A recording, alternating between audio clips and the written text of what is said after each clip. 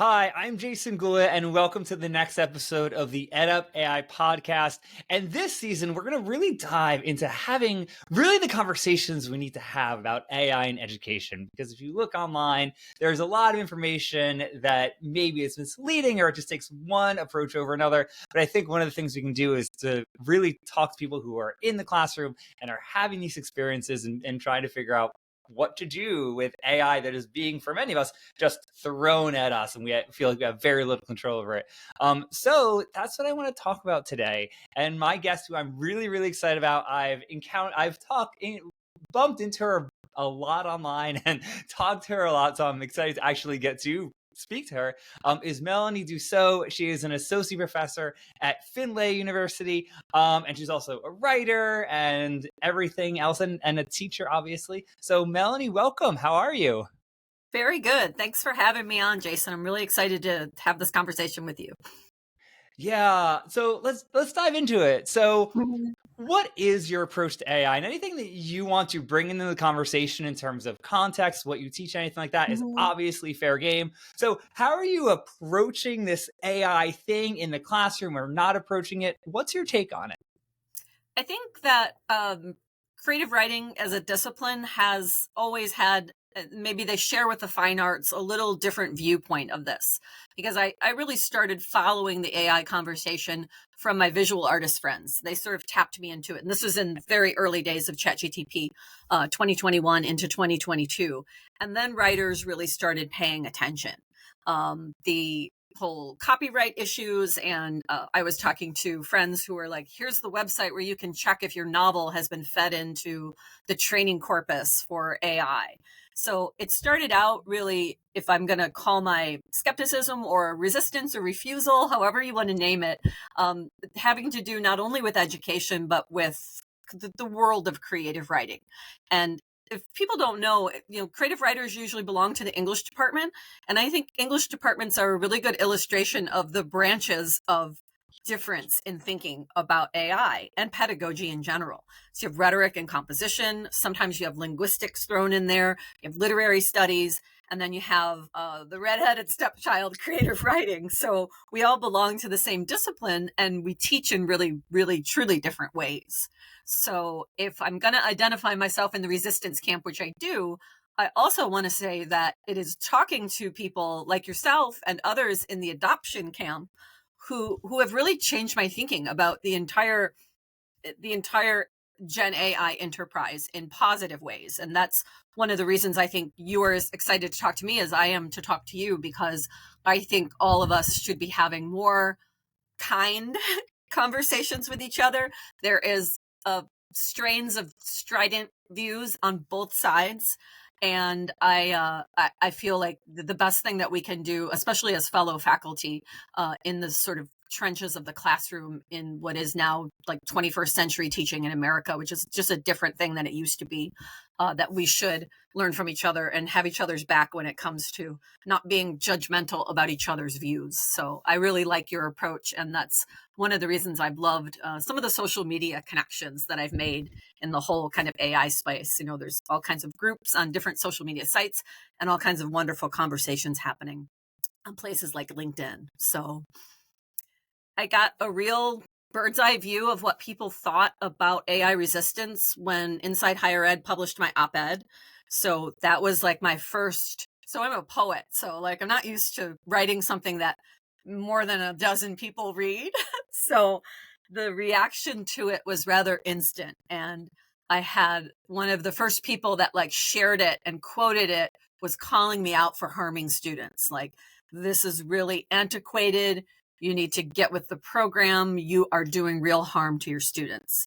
And then in the same breath, maybe 30 seconds later, I got an email from someone rando that I don't know. Can I join the Lamplighters? Is this a real resistance movement? Because I want in. So it was like those two polar opposite reactions that really got me thinking about how much space there is between all of our views, and that it was launched at us in this time of other stressors. So there's kind of a lot going on.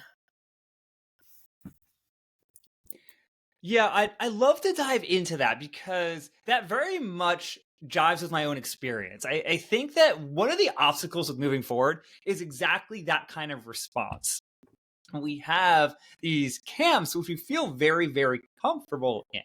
And I think that in many ways, what you have captured is what it means to think about and write about AI and education in public. That you put something on social media and you almost immediately get these very, very different reactions. I might write something on a particular day, and one person would tell me I'm destroying education, and another person will tell me I'm saving education. And this is, I think, really important for people to understand, because in that context, which I think is it kind of encapsulates a larger conversation about AI and education, it's really, really difficult to figure out how to move forward. When you Yeah. have, you want to play with something or you want to do something, and the stakes are so high because people will immediately jump at you and attack you for one thing Hmm. or another. And the other thing that happens, and I wrote about this today because one of my friends, Anna Mills, Yes. she is a wonderful educator. She is very, very into talking to her students and bringing them into the conversation. And she wrote for years against AI detectors and didn't have them in the classroom. And recently, a few days ago, she published something on LinkedIn and recently did a blog post on it that was about how she changed her mind. And now she Hmm. has it. And it becomes so emotionally charged. And I Yeah. don't agree with her, but the emotional responses you get when you share them are just Yeah. so extreme, right? And one of the things that we're doing, and this is what makes it so hard for us to grow, is when everything is so extreme one way or another, and we're not willing to empathize with the other person and their approach, Hmm. we can't change our mind. We Yes, can't look at new evidence. We can't grow that way. absolutely. I think one of the best things we can do is talk to people who have a different approach. You can actually learn a Hmm. ton from that. I think that is where I have learned the most. And one thing that I know is that even if you are an AI resistor, you need to know about it. You need to be tapped in to the conversation. And when I think of the whole world of like skepticism, even that is outside of academia, right? You have a lot of like tech journalists, you have a lot of AI ethics watchers, then you have the sort of more theoretical coding LMM approach, a lot of linguists in that camp, and they have sort of like different reasons. Environmentalists for their opposition to AI than educators do. So then you hear all of the disparate voices from those very different worlds. I think a lot of times this idea of thinking of your discipline and going back to some basics, at least if we're going to talk about AI and pedagogy, is what I've really tried to do in creative writing. I think all people who find themselves in a job where they're teaching creative writing classes probably teach all of their classes like a creative writer, like I teach a lit class like a writer would, even first year writing, rhetoric and composition, that we have this idea of here's how we do it, and writing is not really something you teach, it's something you do, it's something you practice. So I really felt the need to have my students be tapped into what's going on in the world of publishing, because all of the wonderful and sort of well-meaning implementation would actually be really harmful for someone who wants to be a poet or a novelist in the next year or so, someone who wants to go on to a competitive MFA program. Anybody who's going to be in this world really needs to know that take on AI. And I think, when people throw out these words like duty, like it's your duty to inform students and keep them up to date on these developments. I feel a similar reason on behalf of the resistance folk, that there are a lot of reasons to resist and refuse AI, and some of them have to do with the world of professional publishing. And that itself is a really interesting story, because you've found that you went through this Wild West period where copyright laws didn't matter. And then the big five imprints in this country, at least, started backing their authors and saying, we're going to try to implement some kinds of protections here for it. Very famously, the editors at Clark's World, which is a really well-respected sci-fi journal, they were bombarded immediately with robo stories, the clearly AI written stories, so that they had to make this big public service announcement with, with a little teeth behind it. Like, hey, you could get banned from Clark's World if you keep sending us these robot stories. And I teach a class on writing contemporary romance. And there's one of the imprints of Penguin Random House, Berkeley, has an open reading period for romance novelists. So like if you don't have representation or a literary agent, you can join the slush pile. And they have just clear as day, a little disclaimer right on their website, no AI. And they make a point to say, not even for process, which I know a lot of the adopters are like, well, we don't want our students to use LMMs and chatbots to generate writing either. That's old style copy and paste plagiarism. But for organization or thesis development or this idea of the back and forth chat partner, that it's okay. But that's not true in some arenas of publishing.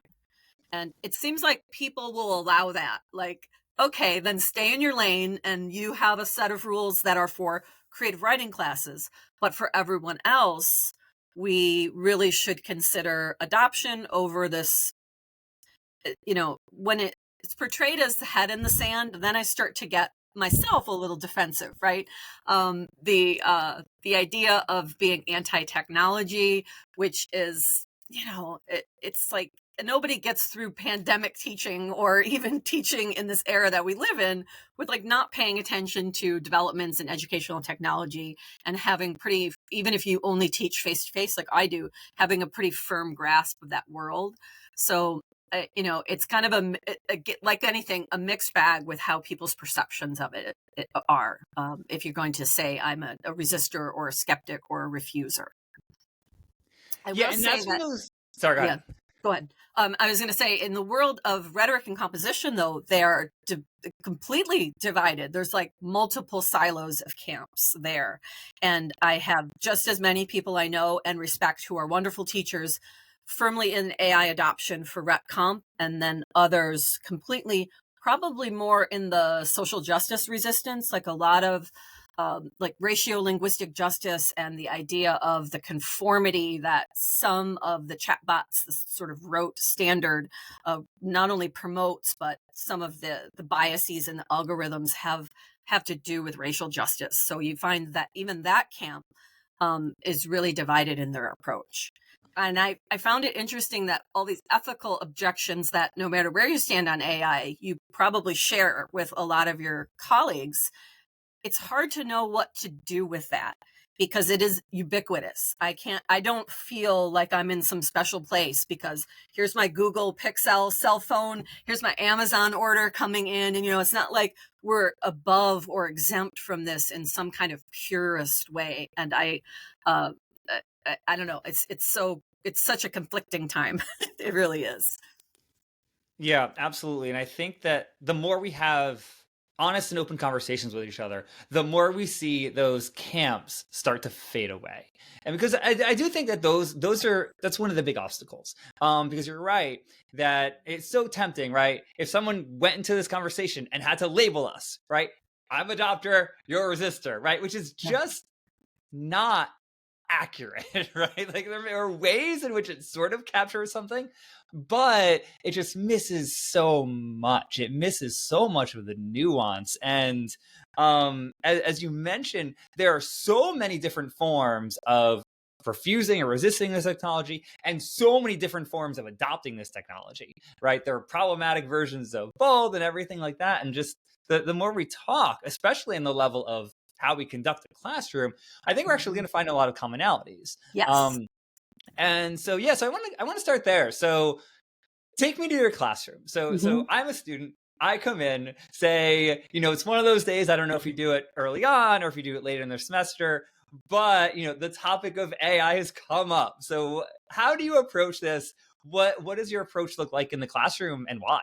Yeah, I decided this semester to bring it head on and do like a real day one conversation with students. Approach slightly differently between creative writing and my literature class this semester.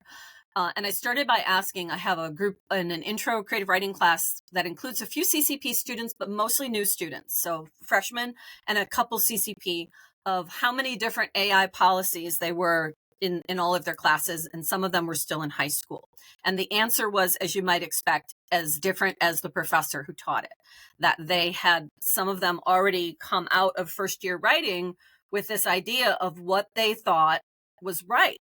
And I think that's one thing in the people who are maybe a little more paranoid about AI as for cheating and plagiarism is that most students really have a deep sense of academic integrity, and they want to do the right thing.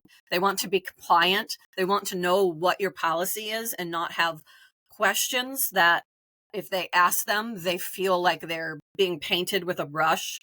So I wanted to let my students know right off the bat that although I have guidelines and policies for AI use, that it isn't wrong to use it. They aren't going to get in trouble. They're not going to be accused of plagiarism, that there are ways to ethically incorporate it. And if they had learned those in a previous English class, that professor wasn't wrong, and that they should always have this very open door when it comes to asking me about AI use. And that is not a new thing for me. I have long felt that even the way that we teach things or talk about things like academic integrity is fraught with this confrontational kind of strain that doesn't really fit at all with my pedagogy or my teaching style.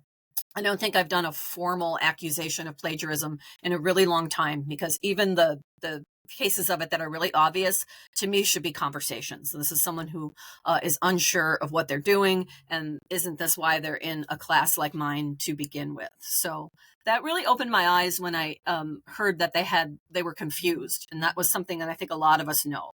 So with that, confusion, I have here's what's happening in publishing with my creative writers. And I created kind of like a module in our Canvas site that shows like the Clark's World example. And almost all students in a creative writing class are genre writers, right? They want to be mystery writers or romance writers or sci-fi. So they're already kind of tapped into that conversation. And we talked a lot about, there's some wonderful AI essays from writers. Ted Chiang's New Yorker essay is one that I always pass along. Even though it's got a bunch of F-bombs in it, Chuck Wendig's blog post about AI from a year ago now still really holds up. So I share these things with my students. I want them tapped into the ethical conversation, to what professional writers are saying about AI, what artists are saying about it. And that's in creative writing. In literature, slightly different. We still open the conversation. Tell me about your use of AI, different policies. And then because the class is titled Weird Tales, Classic and Contemporary, we start with classic science fiction, Asimov and Bradbury, and stories featuring robots. And then together we come up with AI use policies loosely based on Asimov's 3 Rules of Robotics, which is kind of fun. It's just like a classroom activity.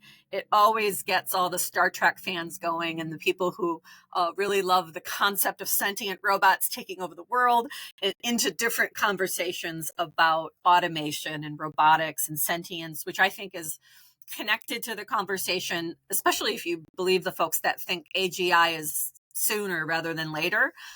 It taps them into it in a philosophical way that also has to do with literature that I really just love. And for lit classes, since they aren't writing poems and stories, I have a AI kind of disclosure. So we talk about how in analytical or interpretive writing, it's probably best, since we're a discussion-based class, like the very best thing that you can do is to do the reading and to come to class to talk about it with your classmates. But that if they have used AI for process steps, all they have to do is a disclosure statement. And I do this right in the dialog box in the Canvas grader. And again, really preload the fact that this is non-punitive, that I'm not going to look at that and say, oh, this person, I'm not going to accuse people of plagiarism. I would rather know their honest approach to how they are intaking information as that applies to the writing process. And I have guidance that I think they should do things this way, but I don't like the blanket ban, and I don't like students to feel as if they are defying me, if they do use AI, especially if they use it in a way that they find meaningful to their writing process. So for literature classes, I want the dialogue with them to be open. And I'm surprised at how many skeptics and resistors there are among my students, because they say things like, I wouldn't want my professor to grade using AI. So I kind of get where you're coming from when you say, don't submit an essay that you're writing here that has been partially or fully written by AI. So I think they are allies in this. In some cases, they really are tapped into it. And some of them kind of have no idea and haven't been paying attention. So it's a real mixed bag with my classes. But I've just found that the open, generous policy that reiterates what I already know about my own pedagogy, that it's relationship rich and it's compassionate. And it has a healthy dose of understanding and humor and approachability is really kind of the only way to go. If we don't know and can't agree with each other, how can we have the kind of draconian dictates that academic and integrity policies used to be? And those always have belonged in the trash. I don't like a laundry list of do's and don'ts as in place of policy. I think that's true of syllabi. That's true of our plagiarism policies, that the less kind of legalese and, rigidity, the better students will be taking risks and experimenting in ethical ways, which they should absolutely be doing as college students. They should be in on this conversation. So those are my approaches for the two different styles of classes that I teach. I haven't taught first year writing in about a year, and I'm almost kind of glad, because I think I'd have to have a different approach for that. I really would. Yeah, one of the reasons I love this conversation is I can feel our categories starting to melt away, right? Like you really can, right? That in many ways, our classrooms are not that different, right? Even though someone would look at us on something like LinkedIn and put us in these different groups. And, and a lot of what you focus on there is really that focus on open dialogue. I think that's key.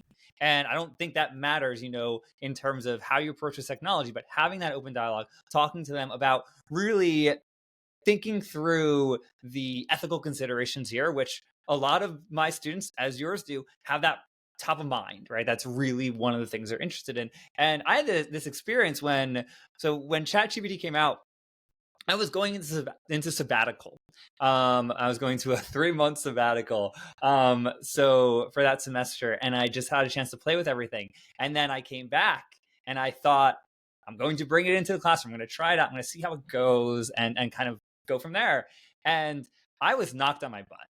I had students come in and tell me, I'm not going to use this. I refuse to use it. I hate this. This is destroying the world. Like all of these emotional responses. I think they have changed over the last couple of years just because more exposure and the technology looks somewhat different to students. And for now, now our students have been exposed to for 2 years. That's going to change how you think about it in some ways.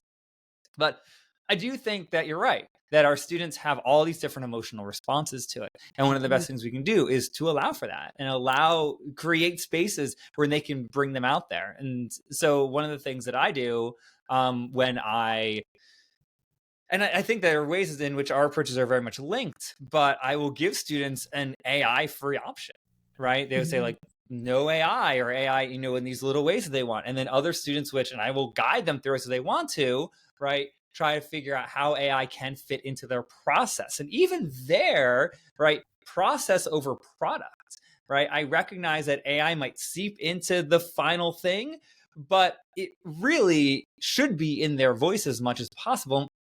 I did this classroom discussion board for one of my online classes like a couple weeks ago. And I put a note about AI at the end.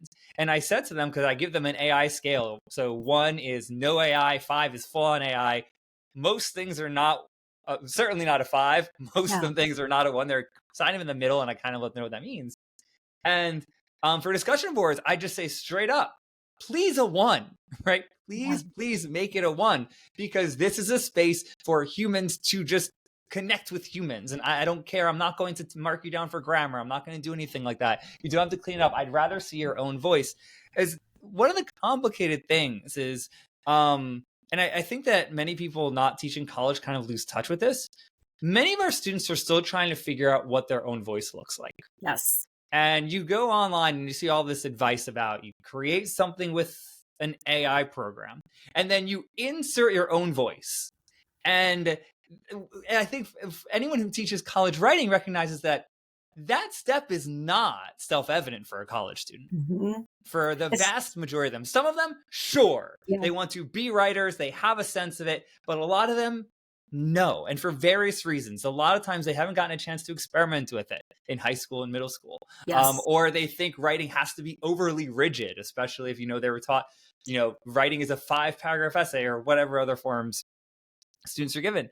And I think that's so key, Mhm. that we need to really get our students into a space where they can test out their own voice, because they may not be able or confident enough to be able to go into something like an AI program and work their own voice into it. That step might not mean anything to a lot of Yes. them.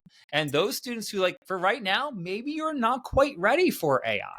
I Mhm. do think you have to have the foundational skills to be able to say, all right, I'm now ready to use ChatGPT or whatever. Mhm. And some students are just not there. And I think that's part of our job. Part of our job as Yes. teachers, to try to figure out, like, how can we get them there if they even want to get there. Or, I mean, I'm a quote unquote adopter. Don't use AI in my writing at all. I like it to Mhm. be me. I don't hand that off. Yes. That's something that works for me, and I like doing it, and it's how I think through things. And I think that, in our conversation, especially in terms of classroom approaches, you can kind of see how there is a lot of commonality between how we approach Yes. this, So especially in terms much. of process and product. Mhm. And, test is the key word. Test their voice, because Yeah. not only do Yeah. they come in sometimes without a real sense of what their writerly voice is. They have this either inflated idea that it's some elevated, scholarly, disembodied elbow patches that they're supposed to sound like someone else, or they don't trust or have been told that their authentic identity and voice is not for college. That's another thing. And the ability for them to try it out, in voice, in creative writing. We almost talk about it in magical terms, and you'll hear students say, oh, I discovered my voice. And what they mean, the same thing can happen in a lit class or a composition class. I know what it is I have to say, and I'm allowed to say it as me, like a thinking and breathing person. It came from me. There's this really wonderful essay from Kurt Vonnegut, and one of his rules of writing is sound like yourself. And that just blows students away, because they don't think that especially first generation students, they don't think that they're supposed to sound like themselves. They think they're supposed to sound like someone else. I have a hard time as well recommending something that I don't use too. So that's always been the kind of carpenter approach to teaching writing that a lot of writers come from, saying, I find this helpful, but this I wouldn't use. And to recommend something that you wouldn't use in your own process, I think is really kind of problematic. Yeah. Yeah, absolutely. And just, yeah, having that culture of openness and inviting students Mhm. to constantly talk to you. And we're about 20 minutes, so I do Yeah, want to wrap it up. I don't know if there's yeah. anything you want to come in and add at the last minute. Anything comes to mind that I we mean, didn't talk about? the one thing I did want to bring up is this kind of social element to AI that I've been noticing more, that it's more of a like a chatbot is my therapist or my friend, and how education companies seem to be grabbing onto this. The controversy over the Anne Frank chatbot. I think if this is going to be a trend in education, I think it's one that ethical watchers, adopters, and skeptics alike, we really need to help our students understand sometimes their relationships to technology. Um, I don't know that the first do no harm principle, I think, of anybody's pedagogy. There are so many things on the horizon that are like, it feels like sometimes we're testing them out on students in ways that I resist, right? Yeah, and I do too. And that's a form that I do not use. And also, yes, there's the Anne Frank model, which is, I think, offensive. And then you also have, it's not quite offensive, but you have educational companies that are using chatbots in a certain way that seem like they're designed to teach reading, but actually aren't. right? It's a trick. So one of my examples of this is Conmigo when they first brought it out and they did their demo and they went, I forget exactly what novel they did it with. It might have been Great Gatsby. Um, and so it was quote unquote a reading app. I put that in giant scare quotes because one of the things you could do is you can go and highlight the text and a little bot will come off to the side and you can talk to the main character. Right. And the idea is that, oh, that's teaching you reading, but it's not. It's fundamentally not doing that. And so, yes, in that case, it's a fictional character. But like, I think we need to distinguish between different uses of AI. And I mean, this is what our whole conversation really comes down to. And this kind of gives me a way to kind of wrap it up. But not all uses of AI are the same. That I think that we have to be very careful and say, oh, I'm going to use it this way. This seems helpful. I'm not going to use it this way. And to guide students as they're making those decisions too, because for some of them, they might not want AI in the process at all. And I want to empower that student. But others might say, you know what? I really need some help getting past the blank page and AI helps me this way. And I want to empower that student too. And it takes a lot of guidance to do that. And I think that guidance needs to come from us. Yes. And I think you're right. There's more common ground between people who have different views about this than we would than some of us maybe admit. And I think that is a wonderful space where conversations like this can happen.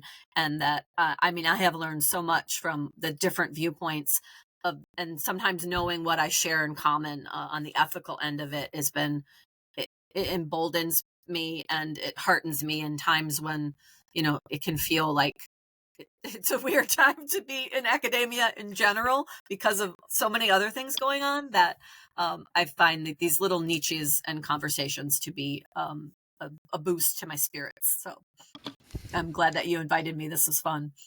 Yeah, absolutely. And I'm going to wrap it up. I'll end it there. So thank you so much, Melanie, for coming and talking to me and sharing our approaches and hashing things out. And really, in the end, seeing how similar our approaches are, even with the differences. Absolutely. It was great to be here. Thanks.